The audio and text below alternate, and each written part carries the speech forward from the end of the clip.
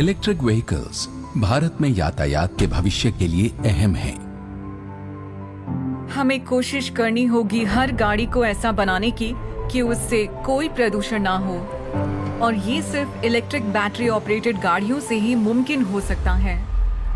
लेकिन इसके लिए बाजार और बुनियादी ढांचा अभी शुरुआती दौर में है। भारत में ईवीज को अपनाने की प्रक्रिया को तेज करने के लिए सिर्फ ऐसी गाड़ियों का उत्पादन और विकास ही जरूरी नहीं है, बल्कि चाहिए एक इकोसिस्टम जो ईवीज को अपनाने में मौजूदा रुकावटों को तोड़ सके। टाटा मोटर्स भारत में ईवी टेक्नोलॉजी को मेन स्ट्रीम में लाने के लिए एक अहम भूमिका निभाना चाहती है। इसका मतलब है ऐसा ईवी बनाना जो कीमत और प्रदर्शन के बीच संतुलन रख सके।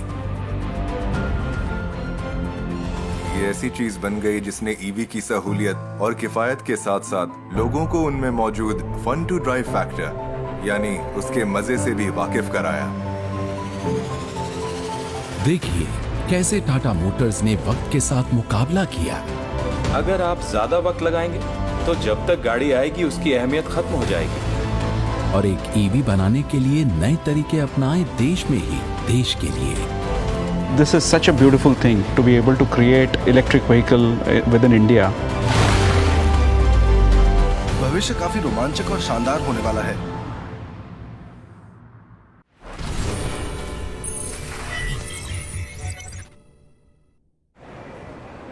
दुनिया एनर्जी से चलती है। यह हमारे काम करने के तरीके, खेलने के तरीके और आने जाने के तरीके पर भी असर डालती है। लेकिन पेट्रोलियम और कोयले जैसे फॉसिल फ्यूल से पैदा होने वाली एनर्जी दुनिया को गर्म कर रही है और इंसान इसे महसूस कर रहा है। क्लाइमेट चेंज इतना वास्तविक है कि हमारे चारों तरफ इसके सबूत दिखाई दे रहे हैं, और हम बेमौसम की बारिश, मौसम के बहुत ज्यादा ठंडे या गर्म होने और लगातार बढ़ती इसकी इंटेंसिटी को महसूस कर सकते हैं। अगर हम अरब सागर और बंगाल की खाड़ी पर गौर करें तो वहाँ समुद्र की सतह का तापमान असल में दुनिया भर के औसत तापमान से ज्यादा तेजी से बढ़ रहा है, और अगर ये जारी रहा तो हम आगे चलकर और जबरदस्त तूफान और चक्रवात झेलेंगे।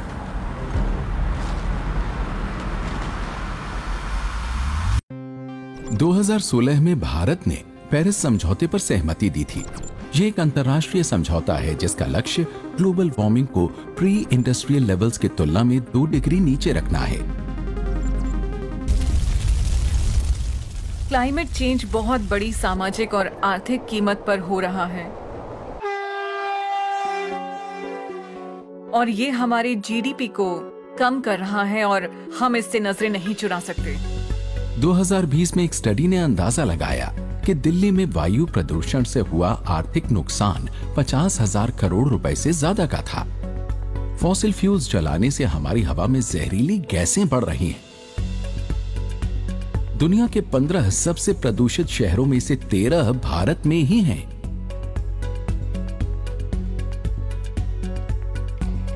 हमें कोशिश करनी होगी हर गाड़ी को ऐसा बनाने की कि उससे कोई प्रदूषण ना हो,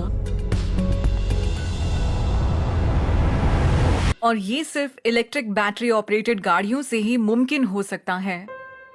शहरी इलाकों में वायु प्रदूषण से स्वास्थ्य की गंभीर समस्याएं पैदा हो रही हैं। बिजली से चलने वाली गाड़ियों की बुनियादी टेक्नोलॉजी 1 सदी से ज्यादा समय से मौजूद है, लेकिन बैटरी की क्षमता की वजह से इंटरनल कंबस्टन इंजन्स की तुलना में इलेक्ट्रिक व्हीकल को चलाने की दूरी सीमित हो जाती है। 20वीं सदी की शुरुआत में फोर्ड मॉडल टी की असेंबली लाइन ने पेट्रोल से चलने वाली गाड़ियों की लागत कम कर दी थी। बिजली की गाड़ियों के मुकाबले पेट्रोल की गाड़ियों में फ्यूल भरना बहुत आसान था, इसलिए बिजली की गाड़ियां सिर्फ आजमाइश वाली खास चीजें बनकर रह गईं। लेकिन पिछले 1 दशक में इलेक्ट्रिक व्हीकल को बढ़ावा देने के लिए बिल्कुल सही माहौल तैयार होने लगा। बैटरी ज्यादा ताकतवर हो गईं, कारें ज्यादा तेज हो गईं और ज्यादा दूर तक जाने लगीं, और उनकी कीमतें भी कम हो रही हैं। 2010 में दुनिया भर में सिर्फ 17,000 इलेक्ट्रिक कार्स थीं। 2019 तक इनकी तादाद बढ़कर 72 लाख हो गई।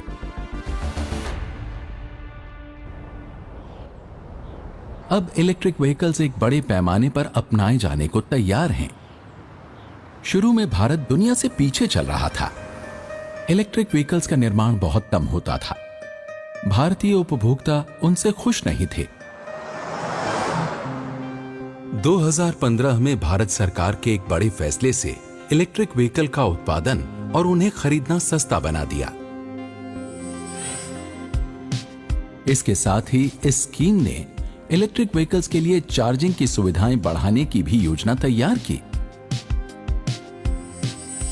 2016 में सरकार ने गाड़ियों के एमिशन नॉर्म्स को सख्त बनाया। उसने घोषणा की कि 2020 के बाद बिकने वाली पेट्रोल, डीजल और सीएनजी की सभी गाड़ियां भारत स्टेज 6 नॉर्म्स के अनुसार होनी चाहिए। BS4 से BS6 पर जाने का सच में बहुत बड़ा असर पड़ा। ऑटोमेकर्स और कंज्यूमर्स के लिए ये लागत में बहुत बड़ा उछाल था। हमारे सामने ये साफ था कि BS4 से BS6 पर जाने पर गाड़ियों की लागत पर काफी बढ़ोतरी हो सकती है। भारत में अब इलेक्ट्रिक व्हीकल्स को अपनाने के लिए बिल्कुल सही हालात थे। देश में ही विकसित एक बड़ी ऑटो कंपनी टाटा मोटर्स ने 2017-18 में ऐसा इलेक्ट्रिक व्हीकल लाने का फैसला किया जो पहले से मौजूद पेट्रोल और डीजल गाड़ियों की बराबरी कर सके।